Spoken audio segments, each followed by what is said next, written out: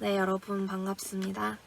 이번 주도 이렇게 금요 예배 온라인으로 함께 해주셔서 정말 감사합니다. 우리 아직 이렇게 각자의 자리에서 예배를 드리지만 우리 정말 지금 서 있는 그곳에서 가장 깊은 곳에서 하나님을 만나고 하나님과 그 시간을 보내는 예배가 되었으면 좋겠습니다. 그러한 마음으로 오늘 찬양들을 세 곡을 고르게 되었는데요. 세 곡 모두 다 동일한 마음이었던 것 같아요. 하나님, 저 정말 마음의 예배로 돌아가기 원해요. 저도 모르게 제가 쌓고 있는 바벨탑이 있었고, 또한 저도 모르게 예배라고 말하면서 하나님께 그 마음을 드리기보다는 다른 외향적인 것들을 드리고 있는 제 자신을 되게 많이 발견하게 되었던 것 같습니다. 그래서 굉장히 간절한 마음으로 오늘 이렇게 이 자리에 나오게 된 것 같아요. 하나님, 정말 주님을 너무 사랑합니다. 주님을 너무 사랑합니다. 라는 이 고백이 더욱 깊어지고 더욱 간절해지고 정말 그 하나님과의 1대1의 시간을 더욱 원합니다. 그런 간절한 마음으로 오늘 이 찬양들을 하나님께 올려드리겠습니다. 첫 번째 찬양은 주를 위한 이곳에라는 찬양인데 처음 가사 보면 하나님께서 찾으시는 예배자가 없어서 슬퍼하신다는 가사로 시작돼요. 우리가 그 마음을 조금 더 알기 원하고 하나님이 원하시는 예배자로 우리가 다시 세워지고 회복되고 다시 삶의 자리로 나아갈 수 있기를 소망하며 우리 함께 처음에 잠깐 무반주로 후렴 부분을 고백하며 시작했으면 좋겠는데요. 우리 그 무엇보다 하나님께 이 시간에 우리가 하나의 노래보다 정말 가장 깊은 곳에서 하나님께 이 고백을 드리고 이 마음을 드렸으면 좋겠습니다. 주 은혜로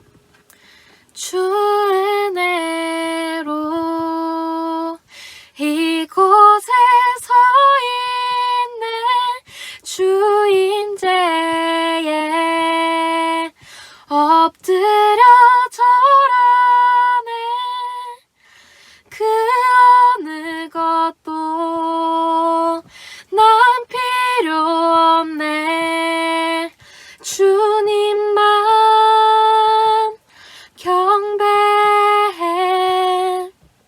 주 은혜로 이곳에 서 있네 주 임재에 엎드려 절하네 그 어느 것도 난 필요 없네 주님만 경배해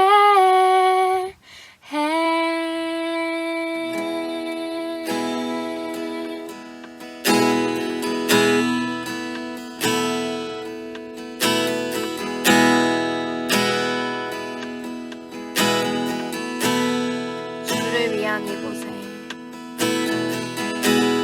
주를 위한 이곳에 예배하는 자들 중에 누가 찾는 없어 주님께서 슬퍼하시네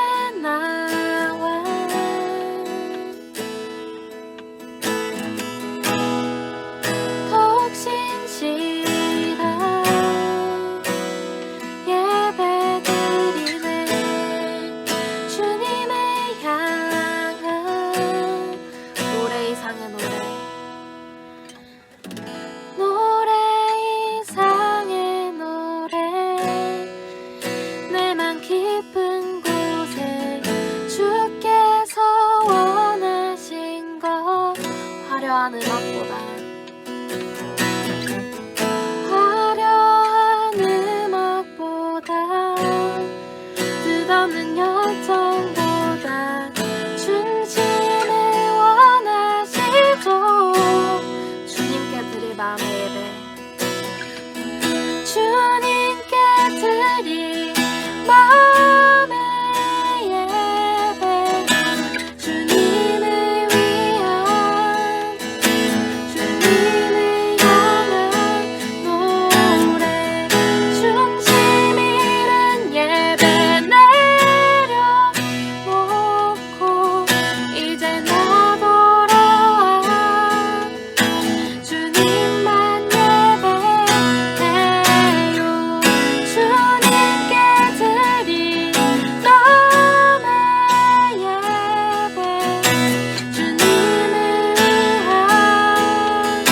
주님을 향한 노래 중심 잃은 예배 내려놓고 이제 나 돌아와 주님만 예배해요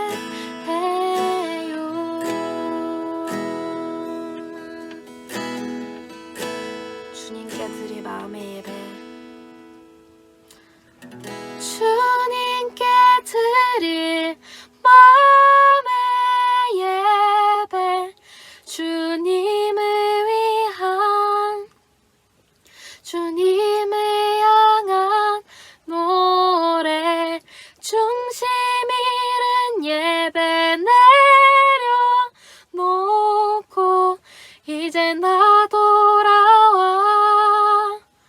주님만 예배해요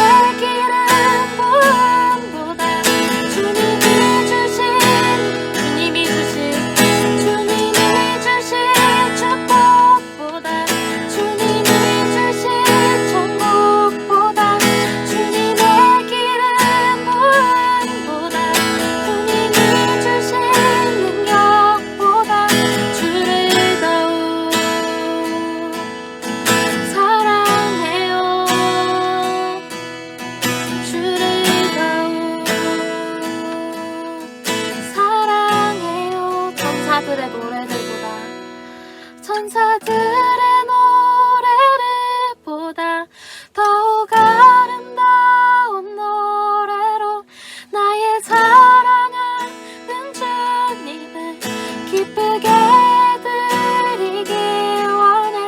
할렐루야 할렐루야 할렐루야 할렐루야.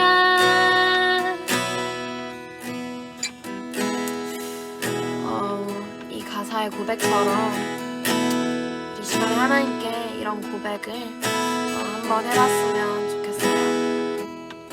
하나님, 우리 그 어떠한 기름 부음보다도 그 어떠한 천국 소망보다도 주님이 주실 그 능력보다도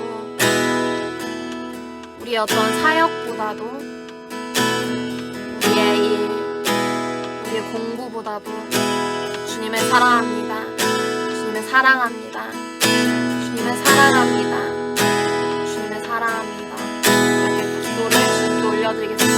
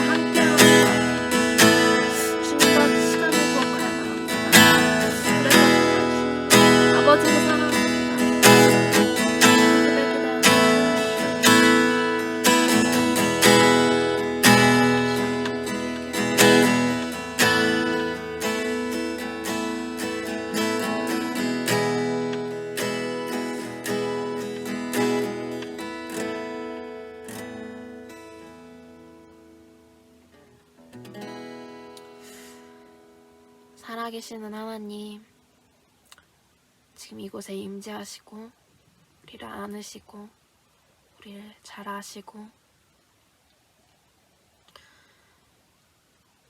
우리를 사랑하시는 주님, 주님이 주실 천국보다, 주님이 주실 능력보다, 주님이 주시는 그 어느 것보다 주님을 사랑합니다. 아버지 사랑합니다. 주님, 그 사랑이 다시 한번 내 안에 회복되고, 주님, 우리가 온전히 그 사랑으로 가득 차 온전히 그 임재 안에 머물고 사랑 안에 머물러 주님을 사랑합니다. 주님을 사랑합니다 라는 고백이 계속 흘러나오고 솟아나 주님과 함께하는 그 동행의 복, 하나님과 함께한다는 그 기쁨이 우리 안에 넘쳐나기를 소망합니다. 하나님, 우리의 그 어떠한 것보다 주님과 함께하게 하시고 주님을 알게 하시고 주님을 더욱 사랑합니다 라는 고백이 더욱더 흘러나오게 하옵소서. 우리의 가정에, 우리 교회에, 우리 각자의 삶 속에, 그리고 이 땅 가운데 주님의 사랑이 가득하기를 간절히 소망합니다. 아버지 사랑합니다. 주님 사랑합니다. 모든 말씀 예수님의 이름으로 기도드렸습니다. 아멘. 하나님, 오늘 또 함께 드리는 예배를 통해 하나님께 나아갑니다. 우리가 하나님의 말씀을 들을 때 우리의 마음이 다시 새로워지기 원합니다. 우리가 하나님께 예배 드리고 하나님께 경배할 때에 하나님과의 친밀함을 다시 누리며 다시 온전한 예배를 드리기 원합니다. 이 시간 말씀을 듣는 시간 우리에게 역사하여 주시옵시고 우리의 마음에 하나님의 말씀이 깊이 자리 잡게 하여 주시옵소서. 예수님의 이름으로 기도드립니다. 아멘. 오늘 우리에게 주시는 하나님의 말씀은 말라기 1장 6절로 14절입니다. 말라기 1장 6절로 14절을 제가 읽겠습니다. 아들은 아버지를 공경하고 종은 제 주인을 두려워하는 법인데 내가 너희 아버지라고 해서 너희가 나를 공경하기라도 하였느냐? 내가 너희 주인이라고 해서 너희가 나를 두려워하기라도 하였느냐? 나 만군의 주가 말한다. 제사장들아, 너희가 바로 내 이름을 멸시하는 자들이다. 그러나 너희는 우리가 언제 주님을 멸시하였습니까? 하고 되묻는다. 너희는 내 제단에 더러운 빵을 바치고 있다. 그러면서도 너희는 우리가 언제 제단을 더럽혔습니까? 하고 되묻는다. 너희는 나 주에게 아무렇게나 상을 차려주어도 된다고 생각한다. 눈먼 짐승을 제물로 바치면서도 괜찮다는 거냐? 절뚝거리거나 병든 짐승을 제물로 바치면서도 괜찮다는 거냐? 그런 것들을 너희 총독에게 바쳐보아라. 그가 너희를 반가워하겠느냐? 너희를 좋게 보겠느냐? 나 만군의 주가 말한다. 제사장들아, 이제 너희가 하나님께 우리에게 은혜를 베풀어 주십시오 하고 간구하여 보아라. 이것이 너희가 의뢰하는 일이지만 하나님이 너희를 좋게 보시겠느냐? 나 만군의 주가 말한다.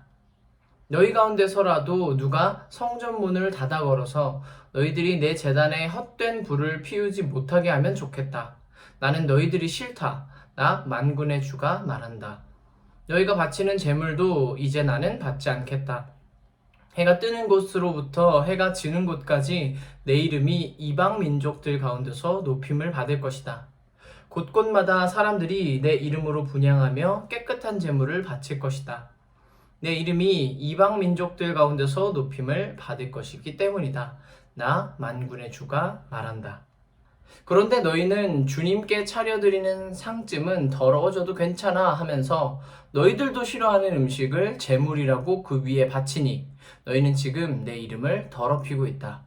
너희는 또 이 얼마나 실증나는 일인가 하며 제물을 멸시한다. 나 만군의 주가 말한다. 너희가 훔쳤거나 절뚝거리거나 병든 짐승을 제물이라고 가지고 오니 내가 그것을 너희에게서 달갑게 받겠느냐? 나 주가 말한다. 자기 짐승떼 가운데 좋은 수컷이 있어서 그것을 바치기로 맹세하고서도 흠 있는 것으로 바치며 속이는 자는 저주를 받을 것이다. 나는 큰 임금이다. 나 만군의 주가 말한다. 이방 민족들까지도 내 이름을 두려워한다. 아멘. 오늘은 좀 긴 본문을 함께 보았는데요. 오늘 설교 제목은 변함없이 하나님 사랑입니다. 우리가 이 땅을 살아가면서 때때로 이 하나님께 실망할 수 있습니다. 하나님께 실망한다. 내가 하나님께 실망했다. 당연히 표현만으로도 굉장히 주제넘고 또 우리의 분수를 넘어서는 발언일 수 있지만 연약한 우리는 정말 하나님께 실망하곤 합니다. 마음 한켠 뜻대로 되는 일이 없어서 하나님께 실망하거나 낙심하거나 또 어떤 때는 기도의 응답이 너무 더디게 이루어지므로 어떤 날은 전혀 하나님께서 함께 하시지 않는 것 같아서 낙심에 빠지고 실망에 빠지는 때가 있습니다. 그런데 이 처음은 작은 불씨와 같았던 실망감이 큰 불이 되어서 산 하나를 태우고 내 안에 내 신앙을 좌지우지하는 영적 슬럼프를 만들어버리기도 합니다. 이스라엘의 역사를 보면 이스라엘 역시 그런 영적 슬럼프의 시간이 있었습니다. 영적으로는 더 이상 아무것도 느끼지 못한 채 하나님께 대하여 냉소적이고 회의적이며 하나님께 되려 따져 물었던 때가 있었으니 이 말라기의 시대가 바로 그렇습니다. 본문 1절과 6절을 보겠습니다. 1장 2절에서는 하나님께서 말씀하십니다. 내가 너희를 사랑한다. 그런데 그 말에 대하여 그의 백성들이 이렇게 대답합니다. 주께서 우리를 사랑하신다는 증거가 어디 있습니까? 하나님과 이스라엘의 관계가 무언가 뒤틀려 있습니다. 1장 6절을 보면 하나님께서 다시 말씀하십니다. 너희가 바로 내 이름을 멸시하는 자들이다. 이 말을 들은 이스라엘이 답변합니다. 우리가 언제 주님의 이름을 멸시하였습니까?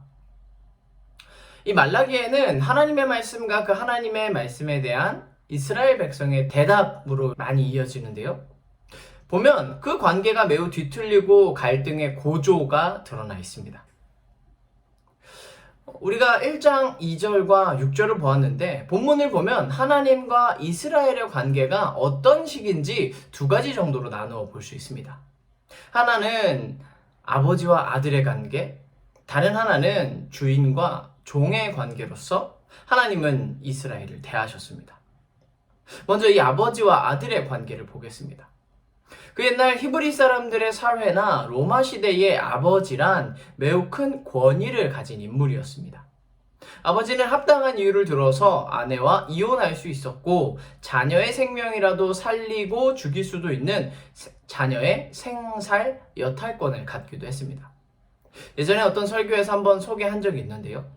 이 아버지란 그 문화권에서 가족의 안전과 생계를 책임지고 자녀의 결혼 문제에까지 본인이 직접 도맡아야 하는 상당한 무게감을 가지고 있었습니다. 때문에 듣기에 따라서는 이 아버지가 절대적인 권한을 가졌을 것 같지만 실제로는 그 막대한 권한과 책임을 가지고 폭군이나 정복자처럼 행동하는 아버지는 드물었다고 합니다. 오히려 예나 지금이나 그 옛날에는 더더욱 아버지는 가정의 보호자였습니다. 가정을 먹여 살리는 후원자이고 기회가 있을 때마다 아버지는 자신의 자녀들에게 종교적, 사회적, 정치적인 가치와 전통을 잘 가르치고 물려줘야 할 존재였습니다. 하나님께서 이스라엘을 아들로 삼았다, 너는 내 아들이다 라고 하는 이 부분은 상당한 은혜가 녹아있음을 의미하는데요. 성경을 보면 아담과 하와를 빚으시고 아담과 하와에게 가죽옷을 입히시는 하나님, 아브라함을 부르시는 하나님, 이삭과 요셉의 인생을 보호하시고 인도하시는 하나님, 출애굽을 직접 진두지휘하시는 히브리인들의 하나님, 모세오경에서 나타나듯 하나님의 이 아버지 되심은 정말 매우 신실하고 변함없는 사랑을 보여주고 있습니다. 본래 이스라엘과 하나님의 관계는 이렇게 끊을래야 끊을 수 없는 아버지와 자녀의 관계로서 맺혀 있었고, 또 다른 한편으로 성경은 하나님과 이스라엘이 종과 주인의 관계, 이 주인과 종의 관계라고 말하고 있습니다. 이스라엘 주변 국가들과 비교하면 이 이스라엘에서의 종의 신분은 이 대우가 굉장히 좋은 편이었다고 합니다. 히브리 사람에게 속한 종들은 매우 관대하고 또 인격적인 대우를 받았는데 종은 가족의 일원처럼 여겨지기도 했고 주인이 상속자가 없을 경우에는 신실한 종이 주인의 재산을 물려받기도 했다고 합니다. 안식일에도 완전한 휴식을 주인과 함께 누릴 수 있었고 가난으로 인해서 스스로 종된 사람의 경우도 안식년이나 희년을 맞이할 경우에는 자유인의 신분으로 돌아갈 수 있는 사회가 유대 사회였습니다. 주인과 종의 그림에 대해서 우리가 가장 잘 아는 그림이 아브라함과 아브라함의 종 엘리에셀의 모습입니다. 아브라함과 엘리에셀의 모습이 그러하듯 하나님과 이스라엘의 관계는 의로운 주인, 자비로운 주인과 주인을 위해 진심을 다해 따르는 이 종의 관계를 본래 가지고 있었습니다. 자, 그런데 말라기를 보고 있으면 이 말라기의 시대는 그렇게 따뜻한 관계가 친밀하고 온정적인 관계가 산산조각나 있다는 것을 1장에서부터 느낄 수 있습니다. 그토록 좋았던 관계가 어떤 역풍을 맞이하여야 사단이 날 수 있단 말인가? 아버지에게 실망한 아들의 모습, 주인에게 감히 등 돌리고 있는 이 종의 모습, 이러한 모습의 원인은 어디에 있는가? 이 말라기의 역사적 배경을 한번 봐야 하는데요. 말라기의 기록 연대는 BC 500년에서 400년 사이로 연구하는 학자들마다 조금씩 차이가 납니다. 그러나 결국 큰 틀 안에서는 말라기는 이러한 시대 속에서 쓰여진다라고 동의를 하고 있는데, 말라기는 바벨론 포로기가 끝나고 유대 땅으로 다시 돌아온 이 유대인들의 시대에 선포된 설교입니다. 고생해서 본향으로 돌아온 사람들, 1차 귀환과 함께 유대 사람들은 바로 무엇부터 하느냐? 성전 재건에 돌입합니다. 하나님의 임재의 상징, 하나님의 언약의 상징, 하나님의 함께하심의 그 자체인 성전 재건을 위해서 정말 노력을 많이 하는데, 이방인들의 모략과 회방으로 성전 재건을 결국 하지 못하고 중단하게 됩니다. 그로부터 17년이 지나서 성전이 재건되는데요. 제2성전이 완공되면서 이제 사람들은 무엇을 기대하느냐? 우리가 끝끝내 힘들게 지어 올린 이 성전 완공되었으니 하나님이 복 주시는 시대가 올 것이다. 그렇게 생각해야 했습니다. 당대의 분위기를 잘 설명한 이 주석을 좀 보도록 하겠습니다.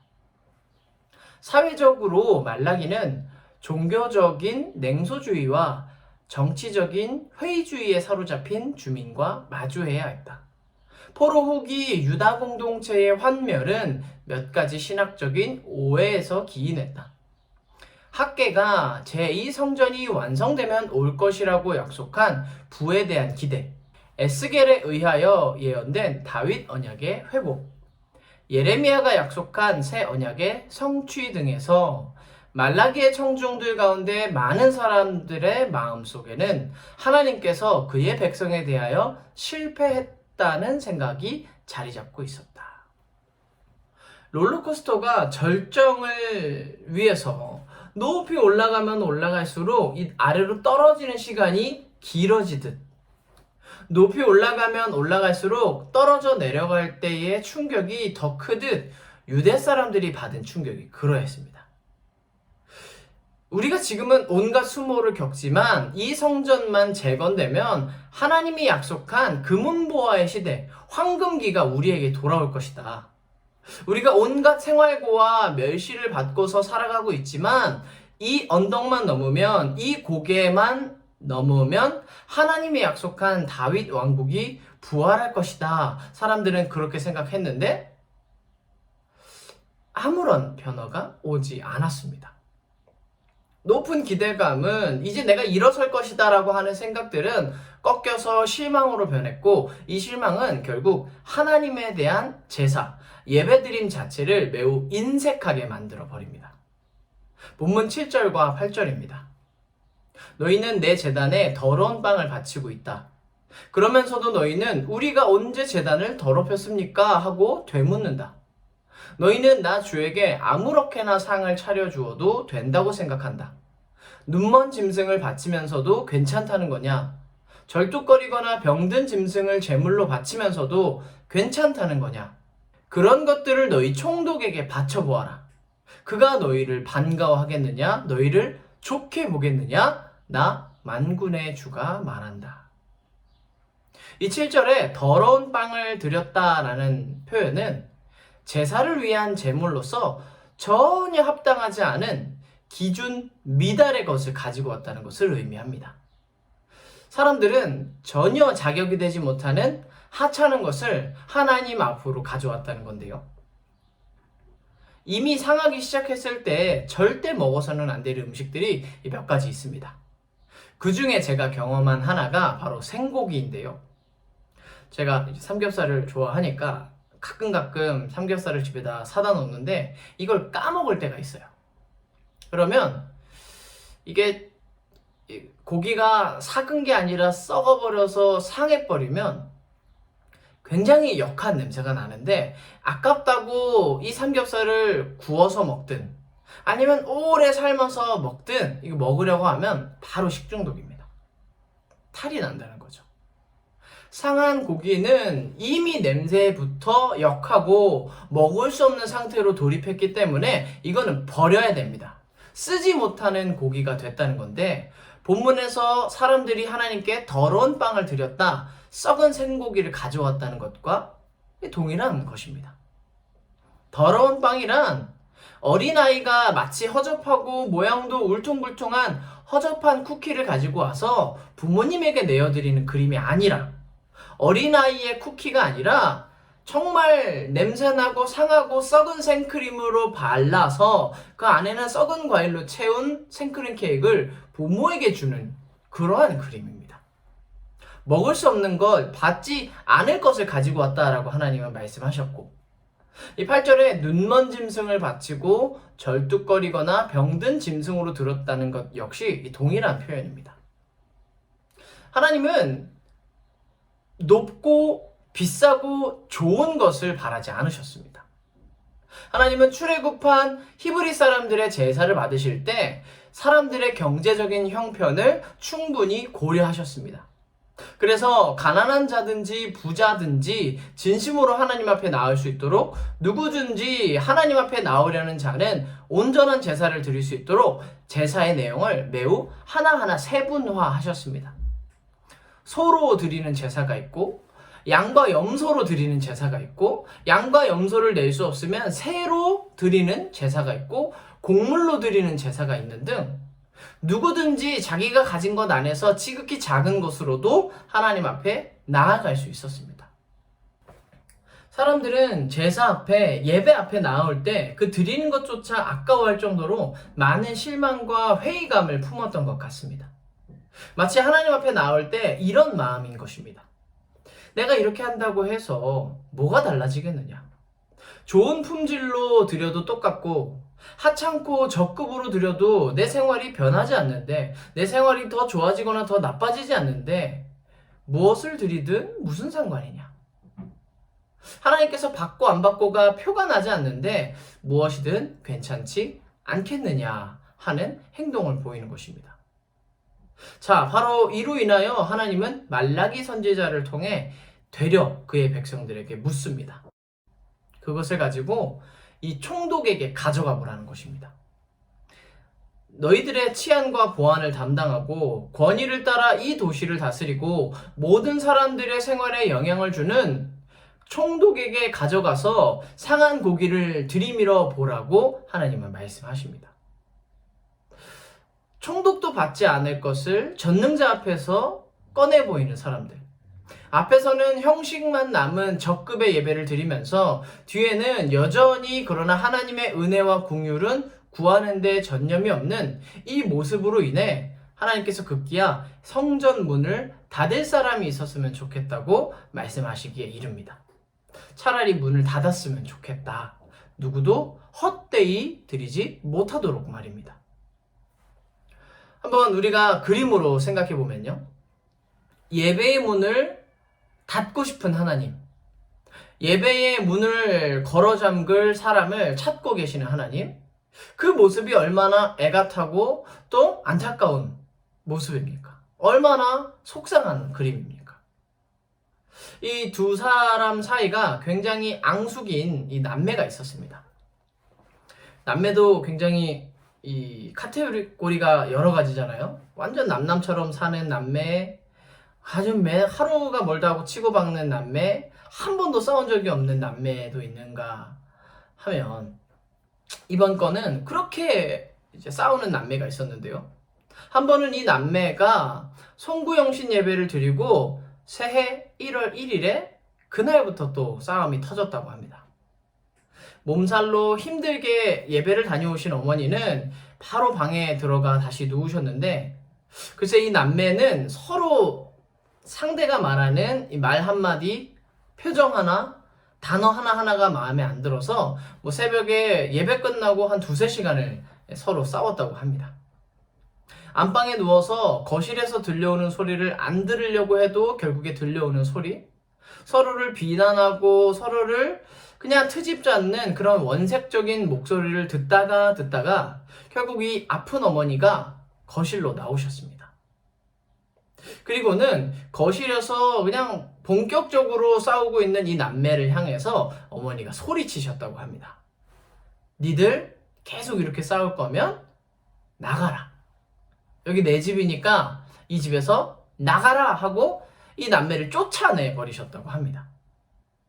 그래서 실제로 이 남매가 새벽 4시에 뭐 외투 하나 챙기지 못하고 밖으로 이제 나갔다고 하는데요. 한번 생각해보면 1월 1일에 새벽 4시에 쫓겨난 남매, 아무것도 가진 게 없고 외투조차도 없는 이 남매의 모습 당연히 불쌍할 수 있는데 우리가 한번 상상해 보건대 이 상황 속에 가장 불쌍하고 딱한 사람은 누구입니까? 가장 딱한 사람은 이 어머니입니다. 둘 다 내 배 아파서 낳은 내 자식들이고, 그런데 성인이 되어서도 여전히 말 하나 때문에, 표정 하나 때문에 싸우고 있는 내 새끼들을 보는 그 어머니. 그리고 부모가 아픈 중에도 부모 속을 아는지 모르는지 그냥 당당하게 싸우고 있는 이 자녀를 둔 어머니가 결국은 듣다 힘들게 몸을 끌고 나와서 니들 이럴 거면 내 집에서 나가라를 선언하셨지만, 쫓아내고 난 다음에도 그 쫓아낸 것까지 속이 상하는 게 누구냐? 어머니입니다. 바로 이런 이제 어머니의 모습처럼 모진 말을 내뱉어도, 심판을 내려도, 굉장히 그 책망의 메시지를 내건다 할지라도 결국 가장 마음이 아프신 분이 누구냐? 말라기 시대에 엄격한 말을 하시는 이 하나님인데, 차라리 예배문을 닫았으면 좋겠다. 이따위 예배로는 더 이상 내가 받고 싶지가 않다. 그 현장에 그 두려운 말씀 속에서 가장 속이 타는 분은 누구냐? 결국 하나님이신데, 11절 이후로는 하나님께서 말씀하십니다. 이제는 내가 내 백성이 아닌 자들로 높임을 받을 것이다. 내 백성이 아닌 자들, 이방인들이 곳곳마다 내 이름으로 분향하며 깨끗한 제물로 바칠 것이다 라고 말씀합니다. 그리고 그러한 중에 한 번 더 이스라엘의 형편없는 예배에 대하여 책망하시는데요. 제사장 나라를 통하여 높임받기를 기다리시는 하나님의 모습이 본문에 등장하고 있습니다. 오늘 말라기 말씀을 보며 우리의 심령에 담을 내용이 무엇입니까? 생활에서 하나님의 은혜가 보이지 않는 그 순간에도, 살아가면서 하나님의 도움을 못 받는 것처럼 느껴지는 그 순간에도 온전히 변함없는 예배로 하나님께 나아오라. 너희가 돌아와라. 너희가 온전한 예배를 드려라. 내가 언제나 너희에게 신실한 것처럼 너희도 다함이 없는 예배로 다시 나를 만나러 오라. 그 말씀을 합니다. 저와 여러분이 우리가 드리고 있는 예배도 한번 되돌아보기 원하는데요. 우리가 드리고 있는 금요 예배의 모습, 금요 예배에 대한 준비와 또 주일 예배와 각자의 위치에서 드리고 있는 그 한순간 한순간의 예배들이 어떻게 드려지고 있는지 한번 돌아보기 원합니다. 오늘날 저와 여러분이 드리는 예배가 말라기의 시대와 다르지 않다면, 우리들이 드리는 이 영적 예배를 이제는 인색함의 자리에서 부드러운 마음으로, 아무것도 기대하지 않는 마음에서 철저히 하나님을 의지하고 하나님께 의뢰하는 마음으로 예배드리기를 소망합니다.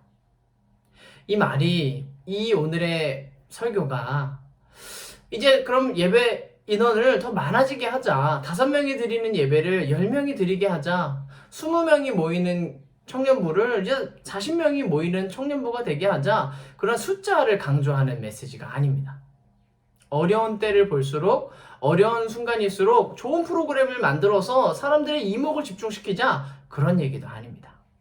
숫자에 대한 얘기가 아니라, 프로그램에 대한 얘기가 아니라, 우리가 하나님께 드리는 온전한 이 영적 예배에 대한 강조입니다. 하나님께서 우리에게 바라시는 것, 온전한 예배, 마음을 다하는 예배이니 우리가 그 예배로서 더욱더 깊이 나아가기를 진심으로 축복합니다. 이 시간 함께 찬양하며 기도로 나아가겠습니다.